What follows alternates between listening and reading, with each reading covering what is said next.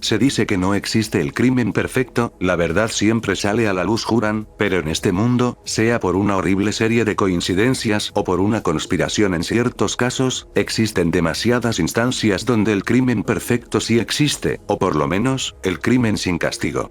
En este iceberg exploraremos a 120 asesinos sin nombre que cometieron homicidios por los cuales nunca fueron sentenciados. Algunos de los casos ya los he cubierto en mi serie de vídeos de crímenes o muertes misteriosas sin explicación, por lo que recomiendo también ver esa serie, pues además de crímenes y asesinatos, contiene muertes genuinamente inexplicables. En lo que respecta a este vídeo, escucharemos los hechos y teorías detrás de asesinatos que a la fecha continúan sin resolver. El iceberg fue creado por el usuario Apocryphon de Iceberg Charts en 2022, y desde su elaboración algunos pocos casos han recibido avances importantes, por lo que también cubriremos crímenes que llevan décadas sin resolver al fin resueltos. Pero serán la excepción a la norma. Comencemos.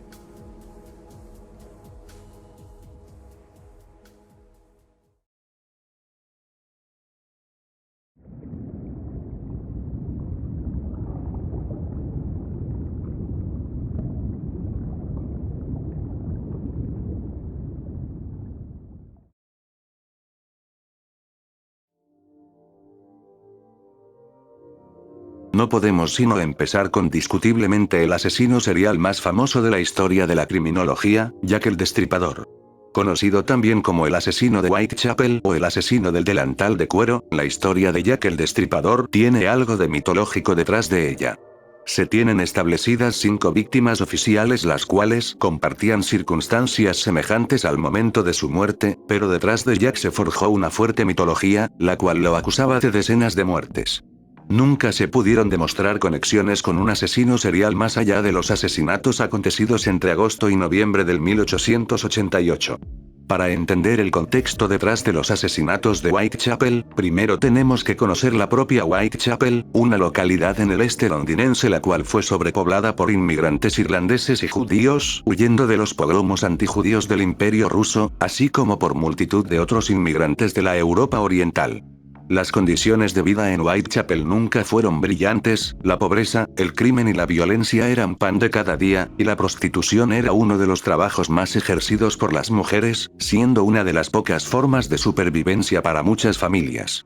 Bajo estas circunstancias, no es sorpresa que surgieran depravados, que buscasen algo más que el placer físico, y escalasen a crímenes mayores para satisfacer sus necesidades.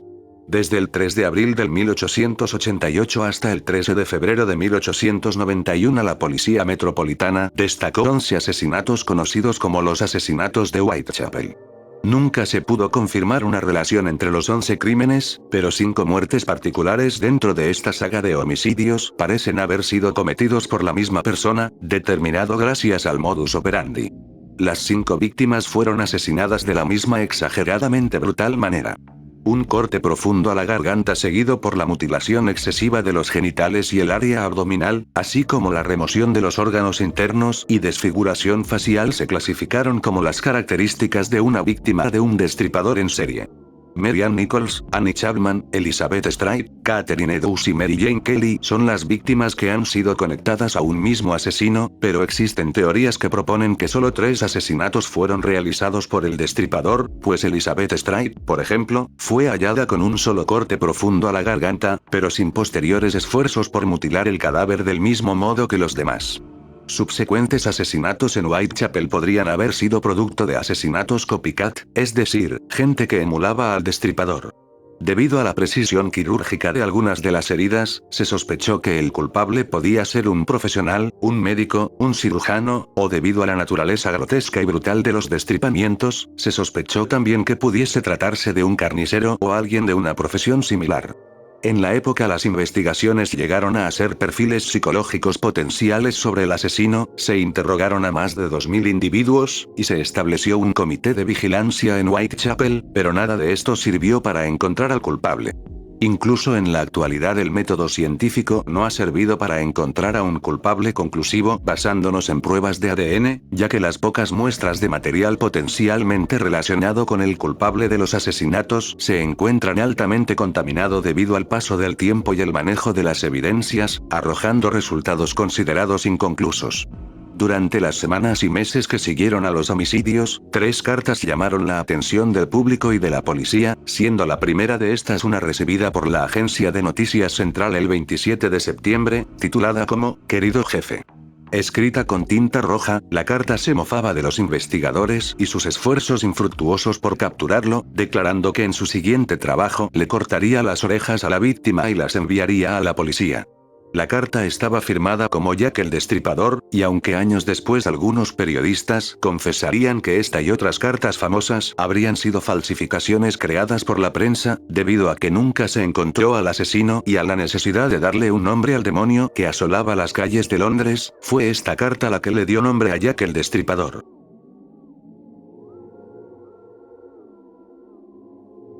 El dibujante fue un asesino serial que actuó entre enero de 1974 y septiembre de 1975, responsable de por lo menos 6 asesinatos, sospechoso de más de 16 homicidios, y 3 asaltos sexuales en el área de San Francisco, California. El sospechoso, un hombre afrodescendiente entre los 19 y 25 años de edad, buscaba a sus víctimas en clubes nocturnos homosexuales, bares y restaurantes, ganando su seudónimo debido al hecho de que antes de apuñalar a las víctimas, las dibujaba. Aunque la investigación llevó al arresto de un sospechoso, las víctimas del atacante no se atrevieron a declarar en la corte debido a que para esto deberían hacer pública su sexualidad, lo cual, en la época, podría haber arruinado su reputación a nivel social, dañar los lazos familiares e incluso laborales.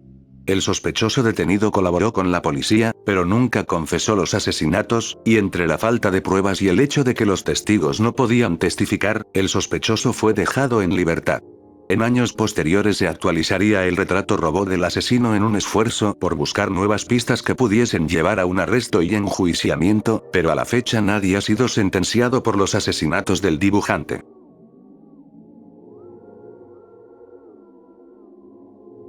El 28 de mayo de 1911, el cuerpo de una cocinera afrodescendiente de 25 años sería hallado a pocos metros de su hogar en Garibaldi Street, Atlanta.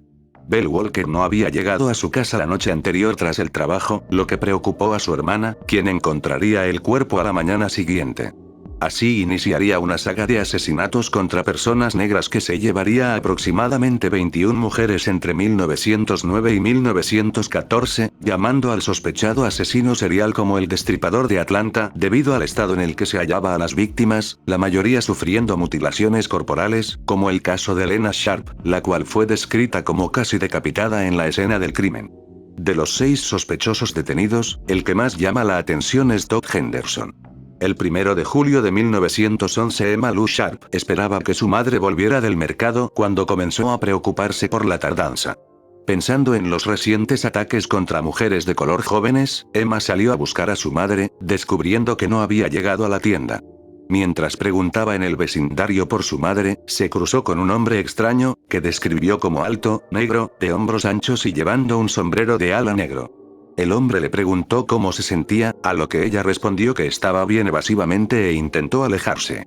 El hombre entonces bloqueó el camino, diciéndole que no tenía que tener miedo, pues nunca dañaría a una chica como ella. Acto seguido sacó un cuchillo y la apuñaló en la espalda. La joven salió corriendo y gritando por ayuda.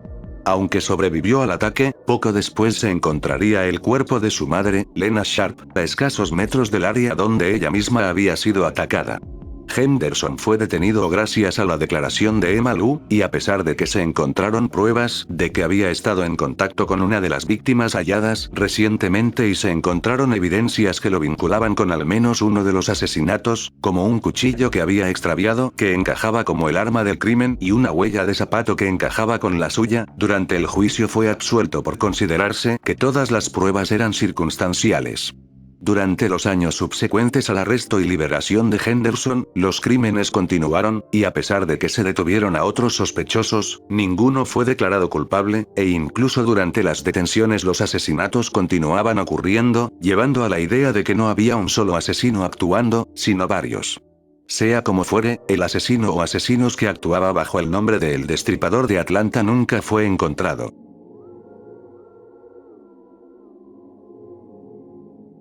El asesino del Zodíaco se puede considerar en algunos aspectos una suerte de Jack el Destripador moderno, alcanzando sus crímenes un estatus de culto, considerándose como el caso sin resolver más famoso de la historia americana, resultando en múltiples referencias en la cultura popular como en películas y series que se inspiraron directamente de sus características más particulares.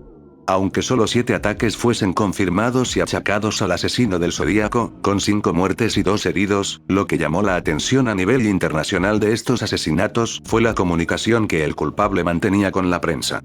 El 1 de agosto de 1969, meses tras los 5 asesinatos que la policía vincularía, los periódicos de Vallejo Times, San Francisco Chronicle y San Francisco Examiner recibieron cada uno una carta diferente, pero prácticamente idénticas entre sí. Las cartas contenían un tercio de un criptograma de 408 caracteres, el cual al traducirlo confesaba el porqué de los asesinatos. Según el asesino, matar humanos era mucho más divertido que cazar animales en la naturaleza, ya que el hombre es el animal más peligroso de todos, y que al morir él, renacería en un paraíso donde todas sus víctimas serían sus esclavos del más allá. La policía no se contentó con el contenido de las cartas, y pidió al hombre que las había escrito que diese más detalles sobre su identidad y los asesinatos para confirmar que fuese él el culpable, cosa que sucedió días más tarde, recibiendo el Examiner una carta la cual empezaba diciendo: «Querido editor, habla el Zodíaco», originándose el nombre por el que el asesino sin identificar sería conocido a partir de entonces. En la carta se daban detalles de los asesinatos que todavía no habían sido dados a conocer al público. Tanto los ataques como la comunicación con la prensa continuaron, confirmando el Zodíaco que crímenes habían sido cometidos por su mano. Esto continuaría durante varios años, hasta que el 29 de enero de 1974 enviaría una última carta, la cual finalizaba con un récord. Yo igual 37, Departamento de Policía de San Francisco igual 0. Indicando que había matado por lo menos a 37 personas.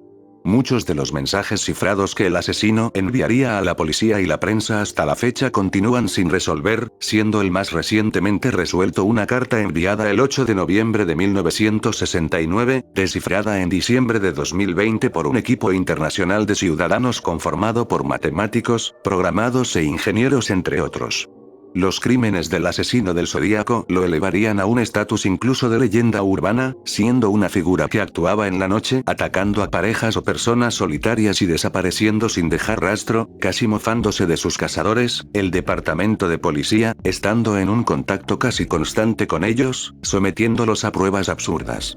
Cientos de teorías se han formulado desde la concepción del asesino, pero ninguna ha logrado resolver por completo el enigma del Zodíaco.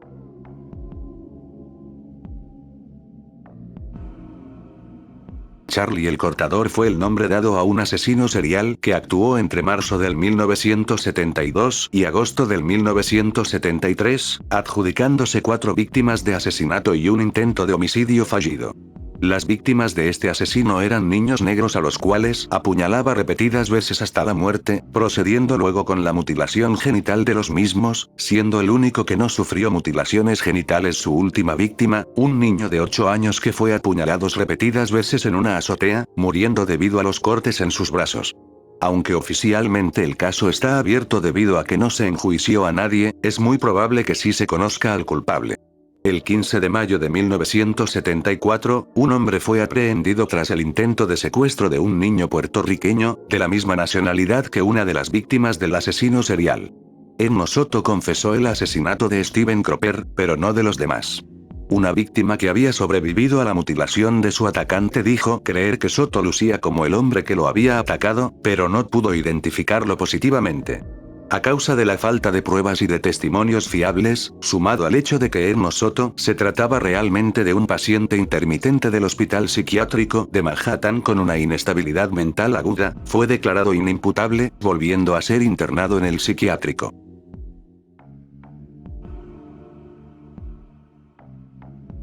Long Island ha sido testigo de varios asesinos seriales. Richard Cottingham asesinó al menos a 18 mujeres entre los 70s y los 80s, una pareja se dedicó a asesinar mujeres en 1949, Joel Rifkin fue declarado culpable de 9 homicidios entre el 1989 y el 1993, pero los homicidios de Gilgo Beach, o los asesinatos del destripador de Craigslist, han contemplado a un asesino activo por demasiado tiempo. En mayo del 2009, una prostituta de Jersey City realizó una llamada a emergencias tras huir de las manos de uno de sus clientes, quien, según Shannon, intentaba asesinarla. La mujer desapareció. Durante el curso del siguiente año los esfuerzos por encontrar a la mujer desaparecida no dieron frutos, hasta que el Buró de Personas Desaparecidas del Departamento de Policía de Suffolk County ordenó que se explorara Ocean Parkway con un perro policía especializado en la detección de cuerpos. El 11 de diciembre de 2010 finalmente se encontraría algo. En una bolsa de arpillera medio desintegrado se encontraron restos esqueléticos, pero no se trataba de Shannon Gilbert. La mujer en la bolsa era Melissa Barthélemy, y en la escena se encontraron restos de otros 3 cuerpos pertenecientes a otras 3 mujeres, distanciados entre sí por apenas unos 150 metros. Mientras más se investigaba el área, más cuerpos se hallaban, encontrándose en marzo de 2011 restos de Jessica Taylor, una víctima cuyos restos también fueron hallados en Manorville en Suffolk County. Para abril, se descubrieron otras 3 personas fallecidas, un bebé sin identificar, una mujer asiática, y Valerie Mack, otra mujer que se encontraba dispersada entre Oak Beach y Manorville, igual que Jessica Taylor. El caso se remontó todavía más hacia el pasado con el hallazgo de Karen Vergata, de la cual en 1996 se habían encontrado restos en Fire Island, junto al cuerpo de la madre del bebé sin identificar. Finalmente, en diciembre del 2011, se encontraría el cuerpo de la víctima por la cual el caso había sido descubierto en primer lugar. 19 meses tras su desaparición, se encontraron los restos de Shannon Gilbert con una causa de muerte indeterminada. Debido a las semejanzas entre las muertes y distintas pruebas forenses, se especuló que las 11 muertes eran todas producto de un mismo asesino en serie. Durante varios años el caso se vio comprometido debido a la ineficiencia, ineptitud y corrupción del departamento de policía que llevaba el caso. Aunque el FBI había ayudado en la búsqueda de restos humanos en el área, el jefe de policía había impedido que el FBI se involucrase en la investigación de los asesinatos de Hilgovich durante años, hasta que renunció en octubre de 2015, uniéndose el Buró Federal de Investigaciones finalmente al caso en diciembre del mismo año. Desde entonces el caso ha experimentado varios avances, desde la identificación de varias de las víctimas hasta la reciente detención de un sujeto de interés y sospechoso principal, Rex Andrew Heuermann. Se considera a Andrew Heuermann sospechoso desde mediados de 2022 debido a un extraño historial que lo relaciona con las víctimas poco antes de su desaparición, estando en contacto con al menos 3 de las víctimas, buscando información del progreso del caso de forma reiterada, y la búsqueda de material pornográfico infantil y sádico, así como imágenes de las víctimas y sus familias. Del mismo modo se descubrió que un vehículo registrado a su nombre estaba relacionado con el testimonio de un testigo de uno de los asesinatos, y pruebas de ADN mitocondrial lo sitúan en contacto directo con varias víctimas. Aunque el caso aún no está cerrado y no se ha concluido la culpabilidad del sospechoso, podemos decir que se está demasiado cerca de la verdad.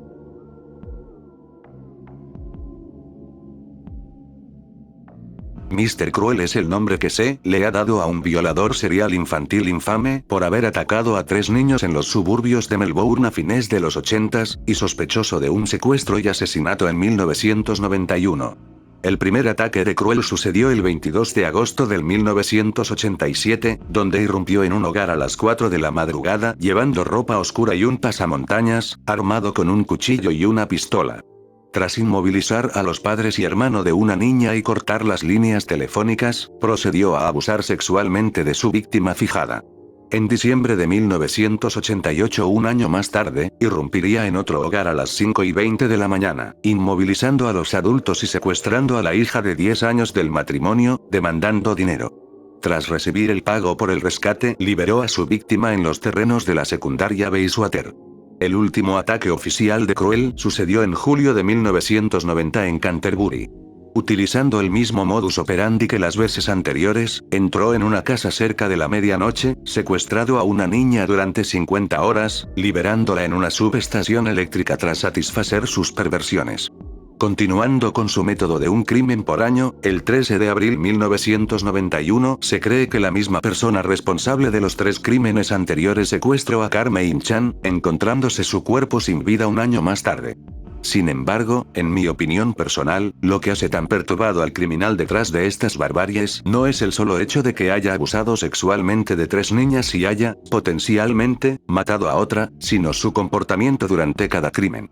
Su modus operandi no era simplemente entrar en casas aleatorias, actuar y escapar, sino que todos sus actos estaban fría y precisamente calculados, diciendo a una de sus víctimas que en 50 horas la liberaría, cumpliendo su palabra exactamente 50 horas más tarde.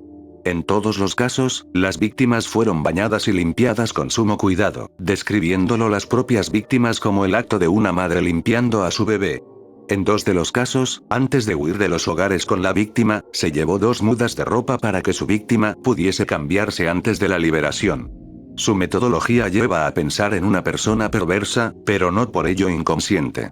La investigación llegó a costar casi 4 millones de dólares australianos, y tras interrogar a 27.000 sujetos e investigar 30.000 hogares, nunca surgió ni una mínima pista que pudiera sugerir la identidad de Mr. Cruel. Las únicas evidencias reales yacen en los testimonios de las víctimas, y aunque hubo un solo sujeto de interés, este murió en 2013, y según los detectives, no creían que fuese el culpable de los crímenes de fines de los 80s, e incluso de haberlo sido, vivió sin pagar por sus crímenes.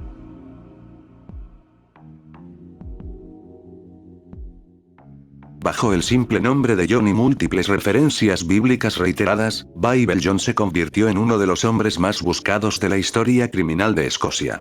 El 23 de febrero de 1968 se reportó el hallazgo del cuerpo de una mujer desnuda en Carmichael Place, Battlefield, Glasgow.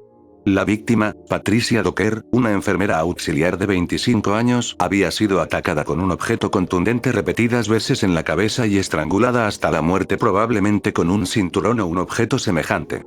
Cuando fue identificada, sus padres declararon que su hija les había dicho que pasaría la mayoría de la noche en el salón de baile Barrowland. Los exámenes forenses determinaron que probablemente había muerto poco después de dejar el salón de baile, y sorprendentemente, no presentaba evidencias de abuso sexual a pesar de la condición en la que fue hallada. Un año más tarde, el 17 de agosto, una historia similar se repetiría. Cuando la hermana de Margaret O'Brien, Jemima MacDonald, no llegó a su casa después de pasar la noche en el Barrowland, se preocupó tanto que empezó a buscarla, oyendo rumores de un cuerpo hallado en un viejo edificio de la localidad, donde encontraría a su hermana muerta boca abajo, con evidentes señales de abuso físico y sexual. El forense determinó que había sido violada y golpeada en el rostro extensamente antes de ser estrangulada hasta la muerte con sus propias medias aproximadamente unas 30 horas antes del hallazgo del cuerpo. Aunque con la primera víctima nadie había visto nada extraño, solo oyendo en mitad de la noche gritos de socorro a los que nadie acudió, los interrogatorios arrojaron varias pistas sobre los movimientos de la víctima la noche de su muerte, ubicándola junto a un hombre bien vestido de aproximadamente 1,80 m entre los 25 y 35 años, con cabello castaño oscuro con mechas claras, hablando con un acento de Glasgow y citando ocasionalmente la Biblia en sus conversaciones. A pesar de que los 2 casos presentaban múltiples similitudes, al mismo tiempo tenían varios detalles que no encajaban entre sí, por lo que la posibilidad de que ambos asesinatos fuesen cometidos por la misma persona no se consideró hasta mucho después. Algo que compartían indiscutiblemente ambos casos era que se estaban enfriando, no tenían pistas a pesar de que tenían una descripción clara de su sospechoso. Fue a causa de esto que por primera vez en la historia de Escocia se distribuyeron en panfletos, los periódicos y la televisión retratos robot del sospechoso, aunque sin resultado. La última cosa más parecida a una pista sucedería en octubre de 1969, cuando encontraron a una nueva víctima que compartía todas las características de las anteriores. Helen Puttock había asistido al salón de baile Barrowland con su hermana, entablando conversación ambas con 2 hombres llamados John, siendo el de interés el joven que nunca dijo dónde vivía y que tenía tacto con las palabras. Pasada una hora los 4 abandonaron el recinto para dirigirse a sus casas. Las hermanas compartieron un taxi con el joven excéntrico, el cual citaba el Antiguo Testamento con frecuencia, aunque decía no ser católico ni protestante. Se explicó frente a las mujeres diciendo que no bebía, pues era abstemio, y les contó cómo su padre consideraba los salones de baile antros de iniquidad que las mujeres adúlteras por naturaleza frecuentaban. Jan Langford dejó el taxi cuando arribó a su hogar, dejando a su hermana, Helen Puttock, con aquel hombre, sin saber que esto acabaría en la muerte de su hermana. Jan fue la única que había estado expuesta directa y ampliamente al culpable, por lo que todas sus declaraciones fueron profundamente examinadas, y basados en toda la información brindada por la testigo, se logró seguir al sospechoso hasta su último avistamiento el 31 de octubre a las 2 de la madrugada, donde se lo vio bajando de un bus para luego desaparecer tras tomar el ferry público que cruzaba el río Clyde hacia el sur de la ciudad. La testigo afirmó que el boceto del asesino de Jemima McDonald era idéntico al hombre con el que había estado su hermana la noche del crimen, por lo que el retrato se actualizó, y siguiendo las pistas de la descripción, como el cabello inusualmente corto del sospechoso, se interrogaron a más de 450 estilistas. Igualmente se interrogaron a multitud de dentistas para saber si habían tratado a un hombre con incisivos superpuestos y un diente faltante en la mandíbula superior derecha, pero todos los caminos llevaron a puntos muertos. Todo intento por localizar o detener al culpable fueron infructuosos. Hubieron más de 300 sospechosos, pero todos fueron descartados por la propia hermana de la última víctima, así como por las evidencias, o la falta de esta. Curiosamente, ningún otro asesinato o serie de asesinatos fueron relacionados con el infame Bible John, y el detalle de por qué o cómo escogía a sus víctimas, las cuales, no lo he mencionado, pero todas se encontraban en su período de menstruación, nunca fue explicado.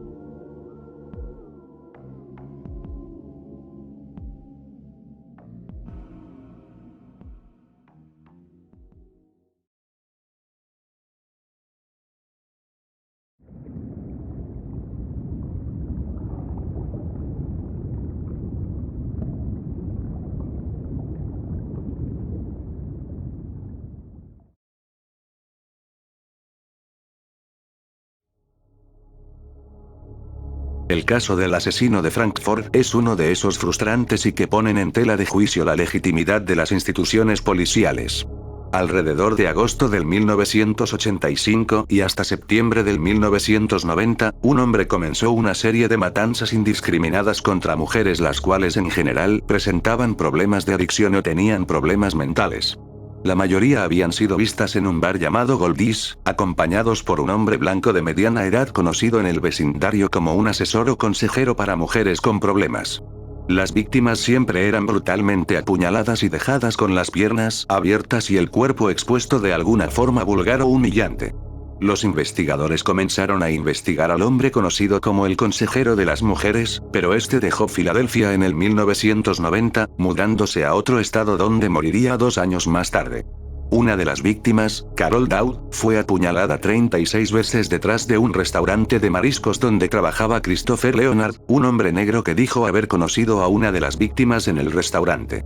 El mismo Christopher declaró que él y su pareja habían visto a un hombre blanco de mediana edad con algo de sobrepeso rondando el área el día antes del crimen, una descripción que encajaba a la perfección con la dada por otros testigos. Sin embargo, la policía había puesto el ojo en Christopher, y tras el testimonio de 2 prostitutas que dijeron haber visto a Christopher sosteniendo un cuchillo alrededor de la hora del último asesinato, lo detuvieron. La poca evidencia que vinculaba a Christopher con el crimen era circunstancial, y no tenía ninguna clase de conexión con los demás homicidios de la zona. Del mismo modo, no conocía a ninguna de las demás víctimas, ni había tenido forma de conocerlas, sin mencionar el hecho de que no encajaba en la descripción de un hombre blanco de mediana edad con algo de sobrepeso. A pesar de todo esto, el caso fue cerrado y Christopher fue declarado culpable de uno de los asesinatos el 12 de diciembre de 1990, condenado a cadena perpetua por asesinato en primer grado. El dato que hace dudar de su culpabilidad más todavía es el hecho de que, mientras estaba detenido, se cometió un último asesinato el 6 de septiembre de 1990. Según la policía, este fue un homicidio copycat imitando a Christopher.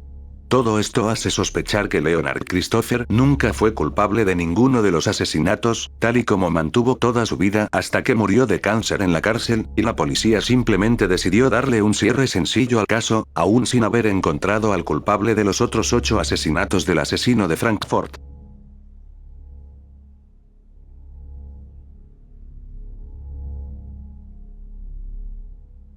El 20 de noviembre de 2006 los cadáveres de 4 mujeres fueron hallados en una zanja de drenaje llena de agua de baja profundidad detrás del Golden Key Motel en Egg Harbor Township, situado en las afueras de Atlantic City, Nueva Jersey. Las 4 se hallaban boca abajo, en fila apuntando al este y separadas entre sí por aproximadamente 18 metros. Debido al estado de avanzada descomposición de los cuerpos, no se pudo determinar con exactitud la causa de muerte, pero se cree que las 4 mujeres murieron estranguladas o asfixiadas. Se intentó conectar el caso con los asesinatos de Hilgovich, pero recientemente la teoría ha sido rechazada por la fiscalía. En total se identificaron 3 sospechosos. Charles Cowles era un traficante que conocía a una de las víctimas, Kim Raffo, una prostituta de 35 años. Tanto él como otro conocido de 2 de las víctimas, Mark Jesse, fueron interrogados, pero liberados sin cargos. El Dread Raymond Barchel fue probablemente el más extraño de los sospechosos, pues se hacía llamar a sí mismo el Hombre del Río, un nombre similar al dado al asesino del Río Verde, Gary Ridgway, y había confesado a una prostituta que había matado gente, pero no se pudo realizar ninguna conexión entre los asesinatos y su persona. El último sospechoso fue Terry Olson, un plomero o reparador que se hospedaba en el Golden Key Motel a cambio de reparaciones en lugar de pagar la estancia. Cuando su novia reportó a la policía sus sospechas de que tuviese algo que ver con las muertes, la investigación solo encontró fotografías de la hija menor de edad de la pareja en su habitación de hotel, pero no pudo hallarse ninguna prueba que lo vinculase con las mujeres estranguladas en la zanja.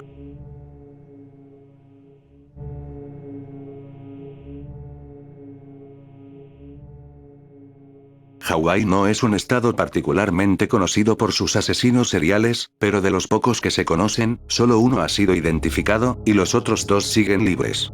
Los sucesos comenzaron la noche del 29 de mayo de 1985. Vicky Gale Pardy volvía al Hotel Shorebird a la medianoche tras asistir a un club cuando fue atacada por un individuo desconocido, encontrándose su cuerpo la mañana siguiente en un terraplén de la laguna Keji.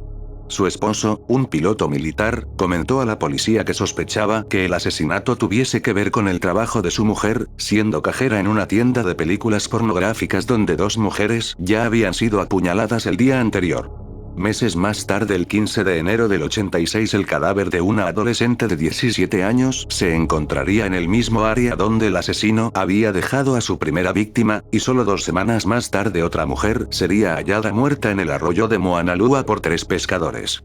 La actividad del asesino parecía incrementar, por lo que se estableció una fuerza operativa para atraparlo, pero 2 mujeres más perecerían a manos de este desconocido en los siguientes meses. La última víctima, Linda Pese, fue localizada cuando un hombre llamado Howard Gay reportó a la policía que una medium le había dicho que se encontraría un cuerpo en Sand Island. La investigación del área se llevó a cabo, encontrando así el último cuerpo del asesino serial. Este último descubrimiento por parte de un supuesto medium no hizo más que poner todas las sospechas en Howard Gay, el cual fue arrestado e interrogado como sospechoso principal de los homicidios. Al cuestionar por Howard a su ex esposa y en ese entonces actual novia, ambas confirmaron que tenía tendencias sadísticas en lo que se refería a lo sexual, así como un gusto por el bondage, atando a sus parejas con las manos tras la espalda. Su novia declaró que últimamente había estado teniendo varias discusiones con su pareja, tras las cuales dejaba su casa, coincidiendo las peleas con las fechas de los asesinatos. Durante el interrogatorio, Howard Gay falló una prueba de polígrafo, pero debido a la falta de evidencias que lo relacionasen con el crimen fue dejado en libertad. El culpable en este caso parece saltar a la vista, pero ni con la ayuda del FBI ni una recompensa de $25,000 por información que pudiese comprometer al asesino se pudo capturar al sospechoso, o a cualquier otra persona potencialmente culpable. Howard Gay murió en 2003 y desde entonces el caso no ha tenido avances.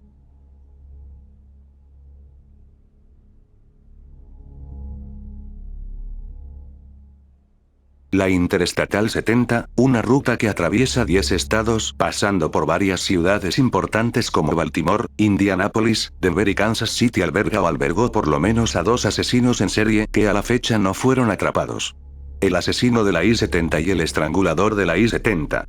Actuando entre abril de 1992 hasta posiblemente noviembre de 2001, el asesino de la Interestatal atacó mujeres jóvenes, morenas y de baja estatura. El modo en el que actuaba era sencillo, deteniéndose en tiendas especializadas a lo largo de la ruta atendidas en solitario por mujeres.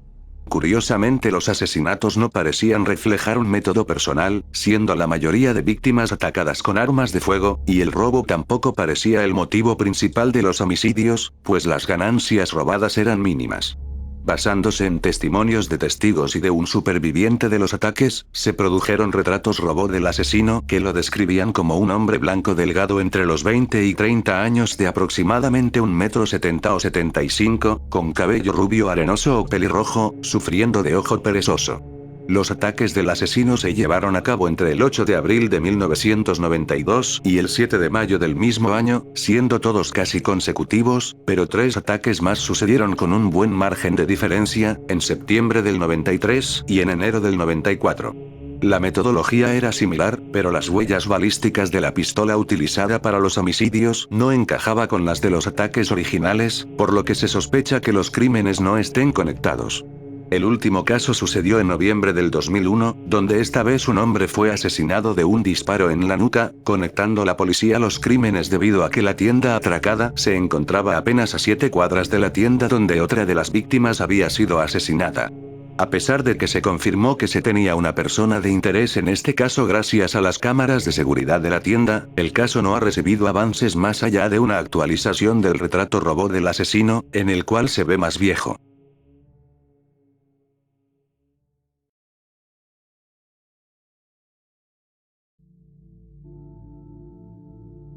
Los asesinatos de la carretera de New Bedford fueron una serie de asesinatos cometidos entre marzo del 1988 y abril de 1989 que tenían por objetivo a mujeres con problemas de adicción o trabajadoras sexuales de la ciudad de New Bedford, de donde desaparecían para posteriormente aparecer muertas en poblados cercanos, incluyendo Dartmouth, Freetown y Westport, cerca de la ruta 140.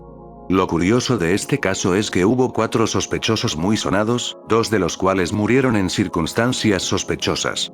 2 de las víctimas, Robin Lynn Rhodes y Rochelle Clifford Opierala, habían mantenido una relación con Kenneth Charles Ponte. Simultáneamente, aunque Robin Lynn no ejercía la prostitución, conocía a varias de las demás víctimas de los asesinatos, lo que puso la sospecha sobre Kenneth Ponte, a quien se le acusó del asesinato de Robin Lynn y Rochelle Opierala, asesinando a esta última bajo la suposición de que lo denunciaría por su consumo activo de drogas. Eventualmente el sospechoso fue absuelto de todos los cargos, pero la policía seguiría sospechando de él, manteniendo un seguimiento del sujeto hasta 2009, donde se excavó el patio de su hogar con una retroexcavadora para encontrar alguna pista que lo vinculara a algún crimen, sin resultado alguno. La mañana del 27 de enero de 2010, Ponte fue hallado muerto en su casa en New Bedford, declarándose que no se sospechaba de un asesinato. Otro sospechoso, Anthony de Gracia, fue condenado por 17 cargos de acoso sexual y violación por los cuales estuvo 13 meses en prisión con una fianza que sobrepasaba el $1.000.000 pese a que no habían evidencias claras que demostrasen su culpabilidad, basándose el caso de la fiscalía en la declaración de una trabajadora sexual la cual declaró que Anthony de Gracia lucía como su atacante, sin identificarlo positivamente como el hombre que la había acosado. Eventualmente de Gracia quedó en libertad en junio del 1990, pero apenas un mes más tarde, el 17 de julio, su cuerpo sería hallado en el hogar de los padres de su exnovia. Aunque se debatió si su muerte se había tratado de un suicidio o un homicidio, los exámenes forenses determinaron que la víctima había sido definitivamente asesinada. Un tercer sospechoso, Daniel Tavares, reveló estando ya en prisión por el asesinato de su madre la posición del cuerpo de una mujer en New Bedford. Aunque indirectamente se probase una relación entre Tavares y las muertes, no se pudo concluir si había tenido algo que ver con la muerte de las otras 11 víctimas. Por último, se teorizó que el asesino de la carretera de New Bedford podría ser la misma persona que, entre 1992 y 1993, cometería la serie de asesinatos por el cual sería conocido como el Destripador de Lisboa. A este asesino se le adjudicaban entre 3 a 9 víctimas, igualmente prostitutas a las cuales atacó de maneras varias. Una de las conexiones que podía hacerse entre ambas series de asesinatos es que muchas de las víctimas del asesino de New Bedford eran de ascendencia portuguesa. Aunque se tuvo un sospechoso que confesó 3 homicidios del Destripador de Lisboa, a la fecha de la confesión los crímenes habían prescrito, y no habían pruebas suficientes para condenarlo por el único asesinato que aún no había prescrito, quedando así libre. Nunca se pudo demostrar que este sospechoso, José Pedro Guedes, hubiese viajado a Estados Unidos en los 90, pero la realidad sigue siendo que cometió multitud de crímenes de manera impune.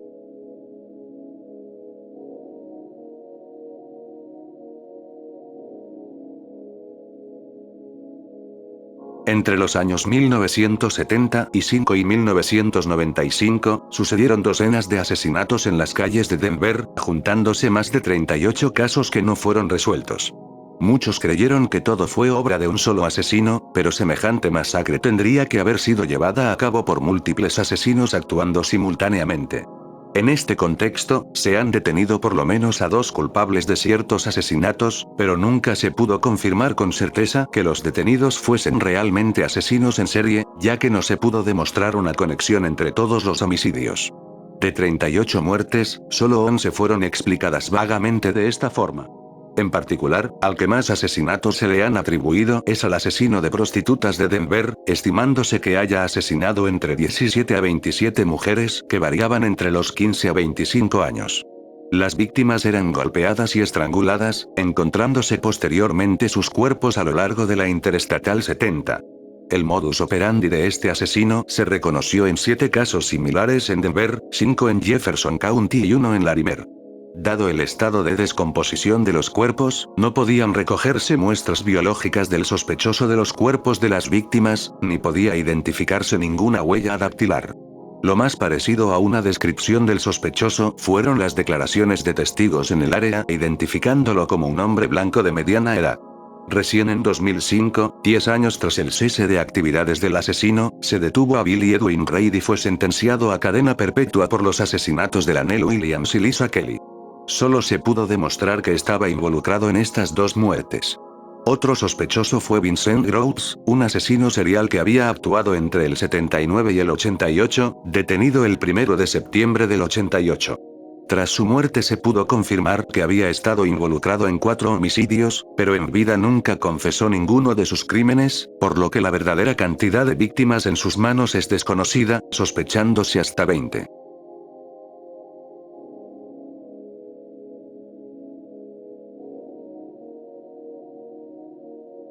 El paraquat era de fácil acceso en los 80s en Japón, solo tenía que demostrarse de cualquier forma que iba a utilizarse en el jardín y podía comprarse sin ninguna clase de prescripción o identificación.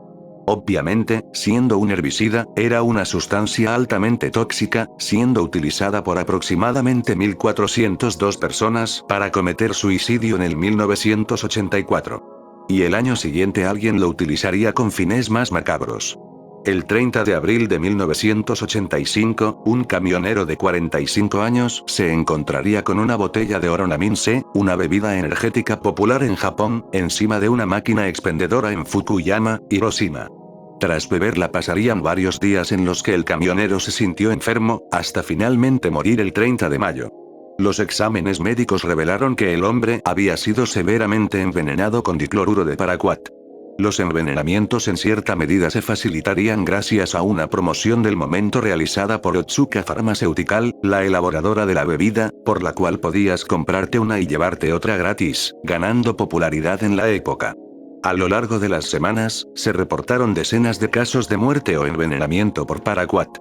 La policía no tenía pistas más allá del hecho de que los crímenes parecían organizados por una sola persona de manera azarosa, sin tener víctimas consistentes o fijas, y actuando principalmente en el centro y occidente de Japón. Para fines de septiembre la Agencia Nacional de la Policía en Tokio llevó a cabo una campaña a escala nacional para prevenir futuros envenenamientos. Para diciembre los casos habían parado, estimándose en total 12 muertes y 35 intoxicaciones. Nunca se encontró un motivo para los homicidios, las compañías afectadas no recibieron cartas de extorsión o amenazas, y el culpable detrás de los envenenamientos nunca salió a la luz. Extrañamente, no sería la primera vez que algo así sucedía, ocurriendo un caso similar a fines de los 70s donde una persona envenenó múltiples botellas de Coca-Cola en Tokio y Osaka con cianuro, y luego está el caso del monstruo de 21 rostros. De todos, sin embargo, los envenenamientos con paraquat fueron los que tuvieron resultados más devastadores.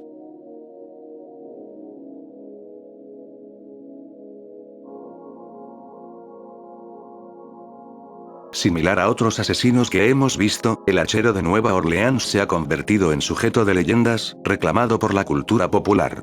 Lo que hizo tan extraño a este asesino es que no actuaba con fines perversos como la degeneración sexual o con motivos avaros como el robo de las propiedades. Las casas de las víctimas eran dejadas intactas, y nunca se halló que algo fuese robado de estas.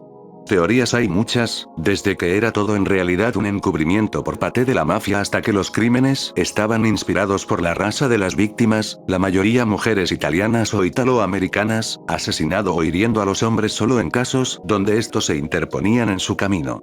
Sin embargo, una de las características más raras del asesino fue la carta que supuestamente dirigió a la prensa. En esta el hachero clamaba ser un demonio que jamás sería atrapado, pues era tan etéreo como el éter que rodea a la Tierra.